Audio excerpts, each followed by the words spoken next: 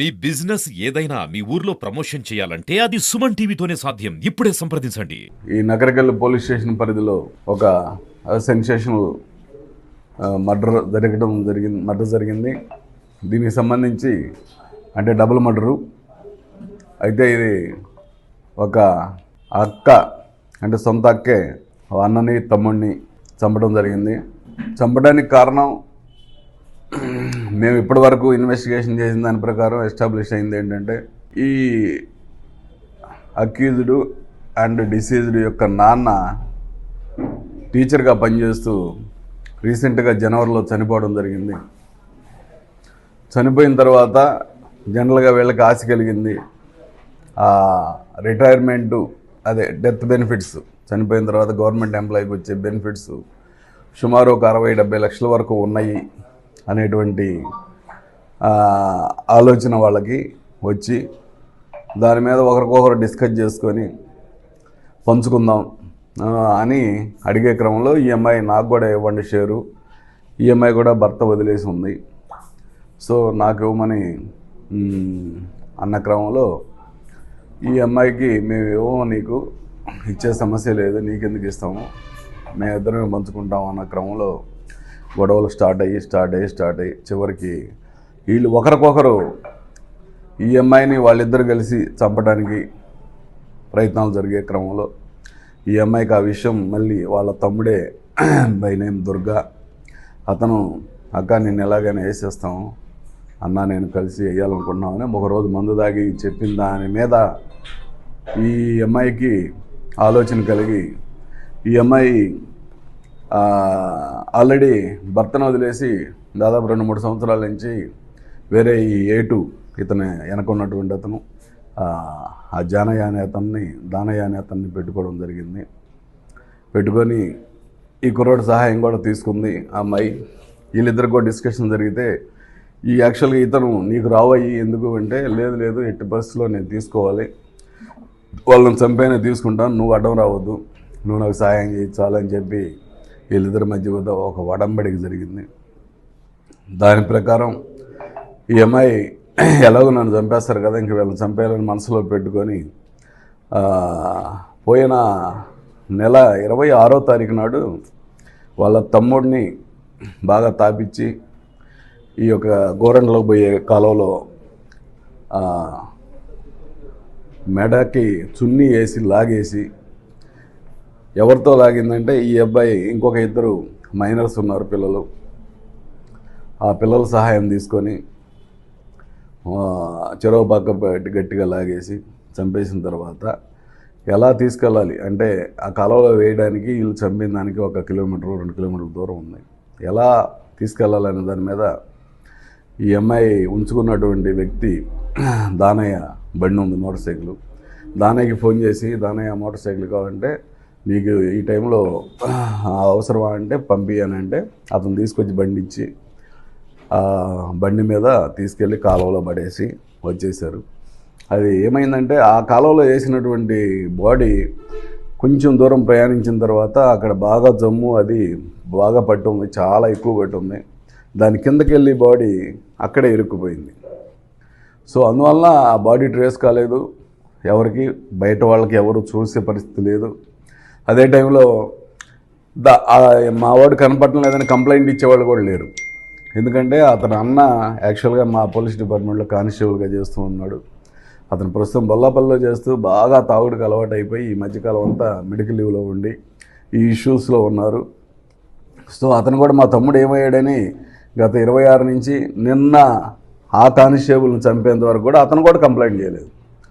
So ఈ అమ్మాయి ఇక చిన్నగా ఏం రాలేదు, నాకేం జరగలేదు, పోలీసుకు కూడా ఏం చిన్న సమాచారం కూడా లేదు, కాబట్టి ఇతను కూడా చంపేద్దామన్న ఉద్దేశంతో వాళ్ళ అన్న కానిస్టేబుల్ గోపి అతను కూడా ఒకరోజు అంటే 10వ తారీఖు మొన్న 10వ తారీఖు అతను అక్క డబ్బులు ఉంటే ఒక 500 అంటే ఆ రోజు కావాలని ఓకే రెడీ, ఇతను కూడా రెడీ అవుతున్నాడు అని చెప్పి అతనికి డబ్బులు ఇచ్చేసి 500కి 1000 ఇచ్చి ఫుల్ బాటిల్ తెప్పించి వాటిల్లో ఈ సమ్ మెడిసిన్ కలిపేసి నిద్ర మాత్రలు లాంటి బాగా తాపిచ్చేసి పండబెట్టేసి మరలా ఇంకొక ఇద్దరు మైనర్ పిల్లలే వాళ్ళు కూడా ఆ ఇద్దరు పిల్లల సహాయం తీసుకొని అక్కడ ఈ కాలనీలో ఒక తాడుతోటి లాగారు ముందు ఇతన్ని కానిస్టేబుల్ని.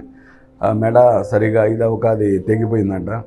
మరలా ఈ అమ్మాయి మెడలో ఉండే చున్నీతోటి మళ్ళీ లాగి అతను కూడా చనిపోయాడని కన్ఫర్మ్ చేసుకున్న తర్వాత ఆ బాడీని తీసుకొచ్చి ఈ మన మెయిన్ కాలువ ఉంది, నగరికల్ మెయిన్ కాలువ, ఆ మెయిన్ కాలువలోకి తీసుకెళ్ళి ఇటు సైడ్ లోపలికి తీసుకెళ్ళి సుమారు 1 కిలోమీటర్ అవతల ఎడ్జ్లో ఉండి పడేయడం జరిగింది.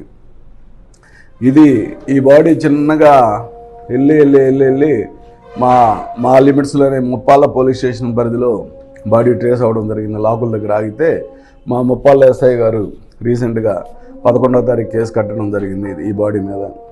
అది కూడా ఎవరు క్లెయిమ్ చేయలేదు. వీళ్ళకి ఎవరు లేరు, తండ్రి లేడు, తల్లి లేరు. సో వాళ్ళ బంధువులు ఎవరికోళ్ళగా ఉన్నారు. సో ఈ క్లెయిమింగ్ లేనందువల్ల ఆ బాడీ కూడా అన్క్లెయిమ్డ్ కింద మా ఎస్ఐ గారు 174 CRPC కింద కట్టి అది దర్యాప్తులో భాగంగా వెరిఫై చేస్తూ ఉన్న క్రమంలో ఈ యొక్క గోపి అనే కానిస్టేబుల్ ఆ బాడీ అని చెప్పి కన్ఫర్మ్ చేసుకున్న తర్వాత ఆ యొక్క కేసుని ఈ యొక్క మర్డర్కి కనెక్ట్ చేసి ఈరోజు వెరిఫై చేసిన తర్వాత నిన్న రాత్రి ఈ అమ్మాయిని ఆ అమ్మాయి ఉంచుకున్నటువంటి వ్యక్తి దానయ్యని ఇద్దరిని అదుపులోకి తీసుకోవడం జరిగింది. అదేవిధంగా మిగతా పిల్లలు నలుగురిని కూడా ఆ దుర్గా విషయంలో పార్టిసిపేట్ చేసిన ఇద్దరిని, అలాగే ఈ గోపి విషయంలో పార్టిసిపేట్ చేసిన ఇద్దరిని, నలుగురిని కూడా అదుపులోకి తీసుకొని వాళ్ళు మైనర్స్ అయినందువల్ల మేము ప్రెస్ ముందుకు తీసుకురాలేకపోతున్నాం. నలుగురు మైనర్సే, 18 సంవత్సరాల లోపు ఉన్నారు, 16, 18 అట్లా ఉన్నారు. కానీ బాగా యాక్టివ్గా ఉన్నారు పిల్లలు. వాళ్ళని మభ్యపెట్టి మాయ చేసి ఆ అమ్మాయి రకరకాల ఆశలు చూపి, డబ్బే కాదు ఇంకొక వేరే విధంగా కూడా శారీరకంగా కూడా ఆశ చూపించి వాళ్ళని ఇందులోకి ఇన్వాల్వ్ చేసి ఈ అమ్మాయి చాలా క్రూరంగా సొంత అన్నని, సొంత తమ్ముడిని చంపేసింది కేవలం డబ్బు కోసమే. సో ఇదంతా దర్యాప్తులో మా ఎస్ఐ గారికి రాబడిన సమాచారం మేరకు ఆ అమ్మాయిని అదుపులోకి తీసుకొని మా సిఐ గారు, రూరల్ సిఐ గారు ఆధ్వర్యంలో పూర్తి స్థాయిలో దర్యాప్తు చేసి ఈరోజు ఉదయం ఆ అమ్మాయి ఉంచుకున్న అతన్ని మైనర్స్ని అందరిని కూడా అరెస్ట్ చేయడం జరిగింది. ఈరోజు రిమాండ్కి పంపిస్తూ ఉన్నాము. వీళ్ళ దగ్గర సెల్ ఫోన్స్, అందరి దగ్గర సెల్ ఫోన్స్ అవన్నీ కూడా తీసుకొని మా ఎస్పీ గారి ఉత్తర్వుల మేరకు మొత్తం CDRs అన్నీ పెడుతున్నాము. ఎవరితో కాంటాక్ట్ చేశారు, మర్డర్ జరగబోయే ముందు ఎవరితో కాంటాక్ట్ చేశారు, తర్వాత ఎవరితో కాంటాక్ట్ చేశారు అని పూర్తిగా వెరిఫై చేస్తున్నాము. ఎందుకంటే 2 సార్లు ఆ అమ్మాయి ఉంచుకున్న అతని దానయ్య అనేవాడి బండితోటే, ఈవెన్ ఈ రెండో బాడీ కూడా అతని బండితోటే తీసుకెళ్ళి ఈ కాలంలో పడేయడం జరిగింది. ఫస్ట్ 26వ తారీఖు నాడు కూడా అతని బండే ఉపయోగించారు. సో ఇతనికి తెలిసి పూర్తిగా సపోర్ట్ చేసి పోలీస్కి ఎలాంటి ఇన్ఫర్మేషన్ ఇవ్వాలి. ఈ దానయ్య చేసిన తప్పు ఏంటంటే ఫస్ట్ బండి అడిగి 26వ తారీఖు బండి తీసుకొని అతని బండి మీద మర్డర్ చేసిన వ్యక్తిని తీసుకెళ్ళేది తెలిసి కూడా పోలీసుకి సమాచారం ఇవ్వాలి. పోలీసుకి సమాచారం ఇచ్చి ఉంటే ఖచ్చితంగా ఈ రెండో మర్డర్ జరిగి ఉండేది కాదు. ఆ అమ్మాయి జైలుకి వెళ్ళిపోయేది ఖచ్చితంగా. ఆ కేసులో ఆ ఒక్క దుర్గా తమ్ముడిని చంపిన దాంట్లోనే ఆగిపోయేది. ఇతని వల్ల ఈ రెండో మర్డర్ కూడా జరిగిందని అతన్ని కూడా తప్పనిసరి పరిస్థితుల్లో అరెస్ట్ చేయడం జరుగుతూ ఉంది. ఆ మోటార్ సైకిల్ కూడా సీజ్ చేయడం జరిగింది, సెల్ ఫోన్లన్నీ సీజ్ చేయడం జరిగింది.